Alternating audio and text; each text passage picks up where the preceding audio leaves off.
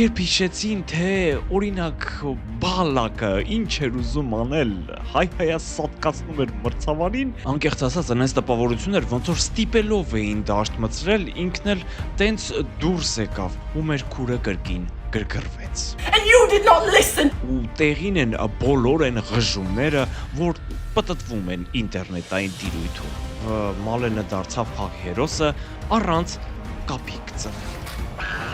Բավարյան չստացավ քննությունն ու Հենրիխ Մխիթարյանի բացակայությամբ կորցրել է այն հայկական համն ու հոտը, ու նա իր գոթությունը ապացուցեց եւս մեկ անգամ ֆրանսիացին պոկերի հեղինակ դարձավ, ու դա այն դեպքում, որ վերջին մի քանի խաղերում իրենց սիրած թիմը պարտվել էր, դարտից սկսել էին շնան։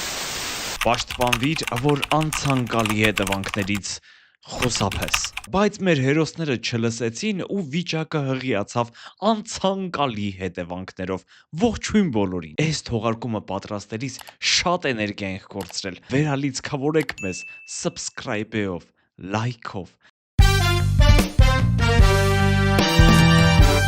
Բարսելոնան գնաց Ստենֆորդ Բրիջ, ընկավ հիշողությունների գիրկը, մեկ Ռոնալդինյոյի գոլներ հիշում, մեկ Ինիեստայինը, բայց երբ հիշեցին, թե օրինակ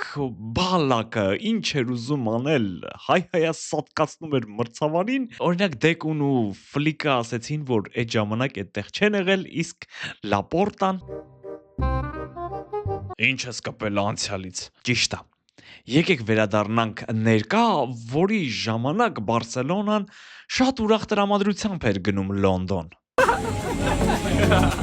Լեն Արաուխոին նենց ուրախավ, ոնց որ ինքը չի մի քանի ժամից քաշելու թիմին, բայց մինչև այդ քաշեց թիմին Ֆերրան Տորեսը այստեղից գոլ չխփելով։ Այստեղ են իրոք կիսաֆաբրիկատ է։ Այդ Բարսայի երևի միակ պահն էր, որովհետև դրանից հետո Չելսին էր տիրում ամբողջովին ու անընդհատ, անգամ խաղից դուրս թակարդները չէին աշխատում։ Իսկ Էստևao Վիլյանը չնայած երազում է Բարսելոնայում խաղալու մասին, բայց հագցրեց իր սիրած թիմին։ Նրա խփած գոլը ամբողջովին ցույց է տալիս Բարսելոնայի ներկա վիճակը։ Միտեղ որ արա ու խոլինի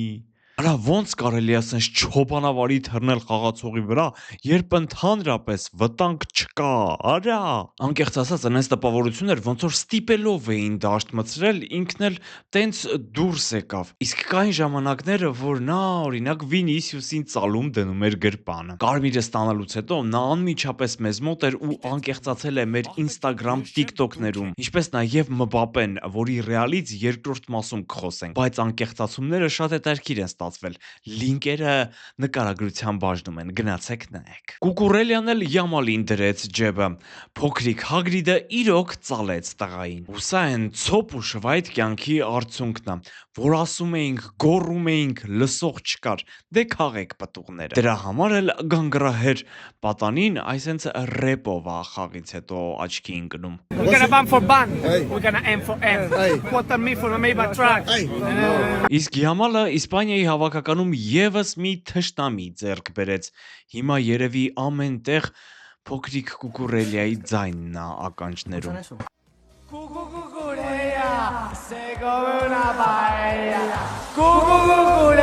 Մի խոսքով Բարսային նայելը շատ տհաճ էր այդ տկար վիճակում, իսկ Չելսին այդ տկարությունից շատ լավ օգտվեց, նաև նախկին ոխերը հանեց ու գնաց տուն։ Բա լոնդոնցի ֆաների մասին չես ասում։ Նրանք երգում էին Էստևաոն է իսկական գոտը, իսկ Յամալը դրա հայր են տարբերակը։ Ինչ խոսք դաժան են Չելսիի երկրպագուները, բայց այդ դաժանանալու տեղը կա։ Չնայած ավելի դաժան էր PSV Eindhoven-ը Լիվերպուլի նկատմամբ։ Հոլանդացիները 4-1 հաշվով հաղթեցին ու մեր քուրը կրկին գրգռվեց։ And you did not listen. You did not hear us. Nobody heard us, man. We are the Լիվերպուլի մասին վերջին 24 ժամում գեներացվել է 24000 մեմ։ Դրանց արտադրության ընթացքը ուղղակի կառավարել չի ստացվում։ Ասում են Արնե Սլոտը թիմը տանում է անդունդը, էլ տեղ չկա, հասկանում եք։ Մի րոպե։ Ինչ ՊՍՎ-ն Սլոտի նախկին թիմն է։ Արա, ճիշտ է։ Լիվերպուլի ֆաներ իդեալական արդարացում են բերել։ Կարակ ասեք, որ Սլոտը նախկին թիմին չէր ուզում հաղթել։ Կարակ ասեք, որ Էյնդհովենից իրեն ահաբեկում էին։ Կարակ ասեք, որ պարտքեր ուներ այնտեղ, դրա համար էլ էս խաղը տվեց։ Վերջապես կարակ ասեք, որ մազոխիստ է այդ մարդը, չնայած մազ չունի։ Գոնե մի ձև արդարացրեք այս թիմին։ Ախր շատ տխուր է, հատկապես երբ հիշում ես, թե 2 տարի առաջ ինչ ֆուտբոլ էր խաղում Կլոպի օրոք։ Իսկ Վիրջիլ Վան Դայքի մասին մեմերը հետույքից հասան մինչև Վան Դայքը պայմանագիր է կնքել Բոյով Lakers բասկետբոլային թիմի հետ։ Բայց ինչի էստեղ են հասավ այս մակարդակին։ Օգնել է ֆուտբոլից։ Ասեմ, Հայաստանի առաջնությունից է սովորել։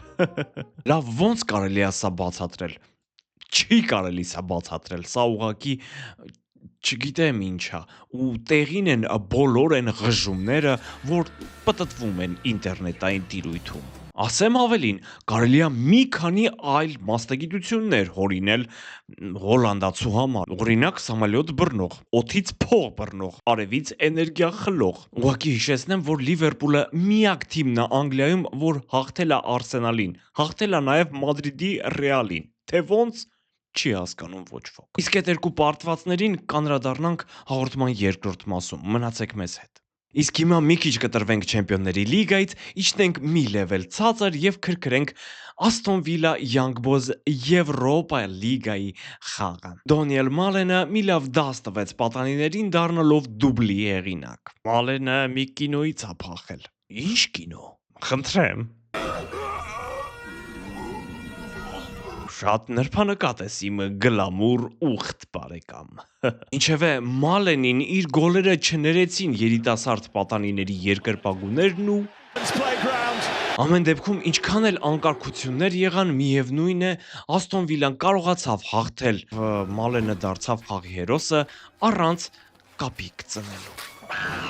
Հերիքատահաճ բաներից խոսենք, ժամանակն է ծանոթանալու առաջիկա խաղերին, որից հետո Բավարիայի քննությունն է, Ռեալի խնդիրներն ու ֆանտաստիկ լուրեր։ Նոյեմբերի 29-ին Անգլիայում հետաքրքիր կլինի Everton Newcastle խաղը, Իսպանիայում Բարսելոնան կընդունի Ալավեսին, Գերմանիայում Բայերը կընդունի Բորուսիային, Իտալիայում էլ Միլանը Լացիոյին։ Նոյեմբերի 30-ին Weekend-ի գլխավոր խաղը լոնդոնյան մեծ դերբի Չելսիի ու Արսենալի միջև, Իսպանիայում գազան խաղ Սևիլիայի ու Բետիսի միջև, Իտալիայում Ռոման կընդունի Նապոլիին, առաջին տեղի խաղը ախպեր։ Ասեցի, որ Արսենալը հյուր կգնա Չելսիին, բայց մինչ դա զինագործները հյուրընկալել էին Բավարիային։ Զինագործ երկրպագուն միանգամից հիշեց սա։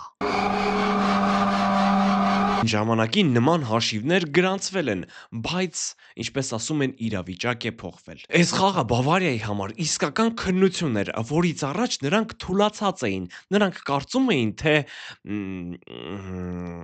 կդնեն։ Հա, ճիշտ է, քննությունը կդնեն։ Արդյունքում Արսենալը դրեց 3 հատ գնդակ նրանց դարպասի մեջ, ընդունելով ընդամենը 1-ը։ Բավարիան չստացավ քննությունն ու մնաց լիկվիդ։ Экзамен для меня.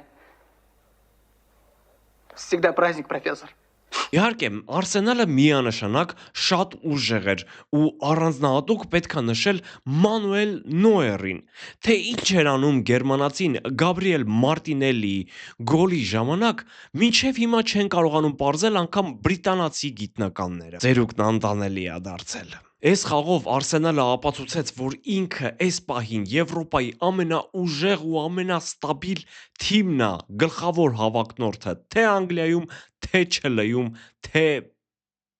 թեթեում։ Գլխավոր հավակնորդը նաև Ռեալը, ուղղակի նրանց դեպքում գլխավորի գլուխ մասը մոտավորապես այս տեսքն ունի։ Սա նշանակում է, որ չնայած Ռեալը հաղթեց Օլիմպիակոսին, բայց նրանք այնքան խնդիրներ ունեն, որ անգամ մաթեմի գրքերում այդքան չկա։ Մեր սոցիալական էջերում Կիլիան Մբապեն խաղից անմիջապես հետո 30 վայրկյանում այնպես է բնութագրում խաղը, որ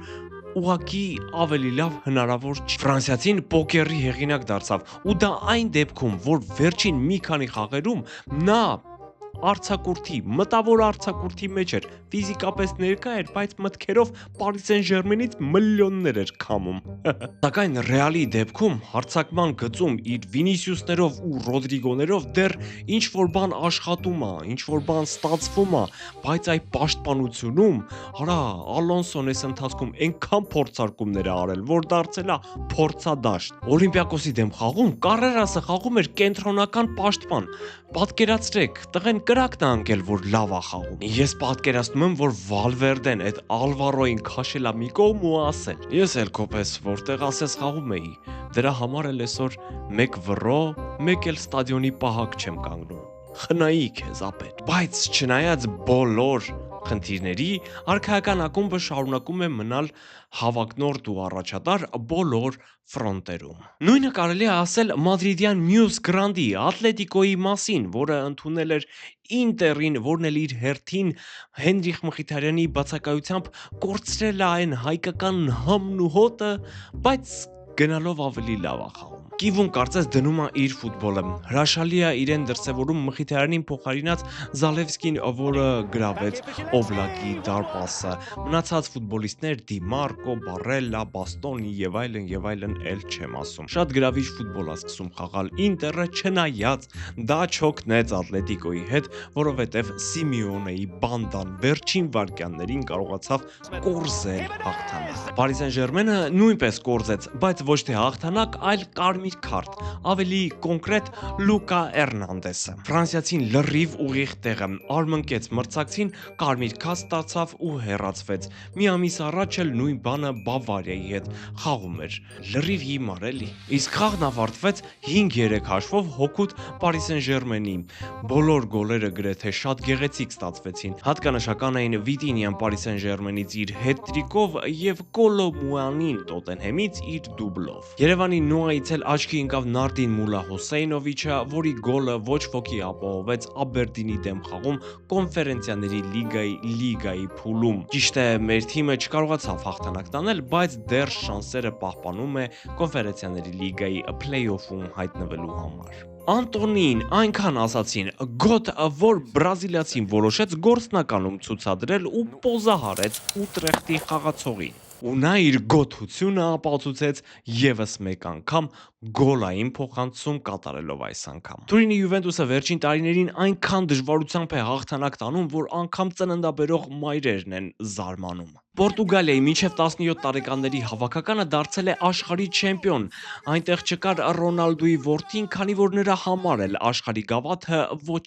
մի բան է։ Թենիսի սիրահարները տեսնելով Մարիա Շարապովայի ինտենսիվ մարզումները խնդրում են թենիսիստուհուն վերադառնալ կորտ, կարոտել են նրա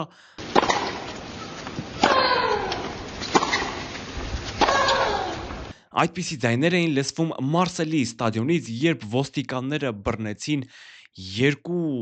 Նյուքասլի երկրպագուի, որոնք տարբեր սեռերի։ Իրենց սիրած թիմը պարտվել էր, դարտից սկսել էին շնանալ։ Այսօր էլ այսքանն էր։ Ուզում եմ եւս մեկ անգամ հիշեցնել մրցանակաբաշխության եւ քվեարկության մասին։